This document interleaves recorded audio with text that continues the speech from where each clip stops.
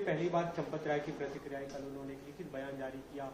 उन्होंने कहा कि एसआईटी के जो फैसला होगा, जो जांच होगी, उसका हम इंतजार करेंगे, लेकिन एक तरह से उन्होंने खुद को सबसे अलग बताया। देखिए, एसआईटी की जांच का तो कोई मतलब नहीं रह गया। जांच पहले ही लीक हो गई। अभी तो पर्चा लीक होता था। हमारे प्रदेश के छात्रों द्वारा जो तमाम परीक्षाएं होती थी, लीक होता था। लेकिन अब एसआईटी की रिपोर्ट लीक हो गई है, तो किसी के कहने का कोई मतलब नहीं है। ना एसआईटी की रिपोर्ट का मतलब है। एसआईटी जहां लिख रही अति गोपनीय,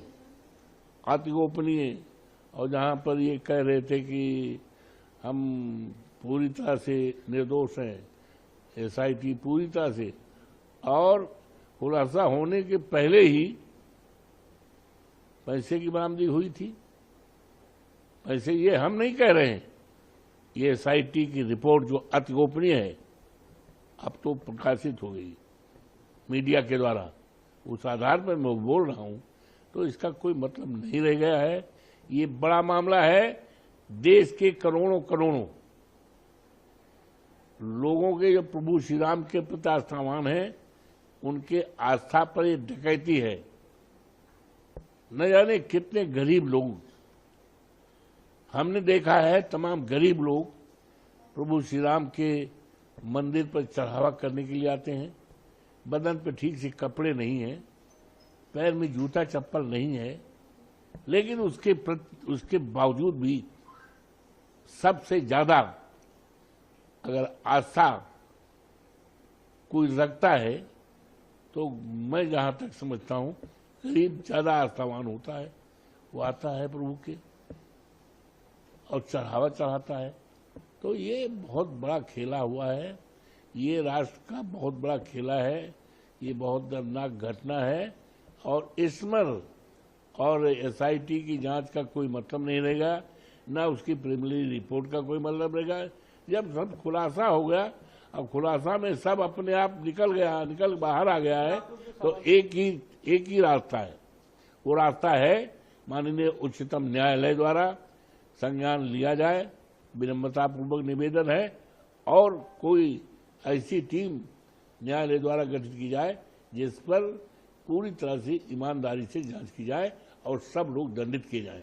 लेकिन आप लोग जो सवाल खड़े कर रहे हैं, कल सीएम योगी आदित्यनाथ ने उल्टा पलटवार किया। उन्होंने कहा कि जो लोग ये हिंदू आस्था पे प्रहार कर रहे हैं, उनके मामले पे क्यों चुप्पी साध जाते हैं, क्यों उनके मुंह पे फेविकॉल चिपक जाता है। सब देखो, सच बात तो ये है कि बाबा योगी आदित्यनाथ जी को मैं अच्छी तरह जानता हूँ। हमें भी उत्तर प्रदेश विधानसभा में भी काफी दिन तक रहने का मौका मिला है। तो आज वो परेशानी में फंसे हैं। भंवर में, उनकी नाव भंवर में फंसी हुई है, क्योंकि जानते हो केंद्र का रिश्ता उनके साथ कैसा है, बताओ कैसा है, पूरा देश जानता है।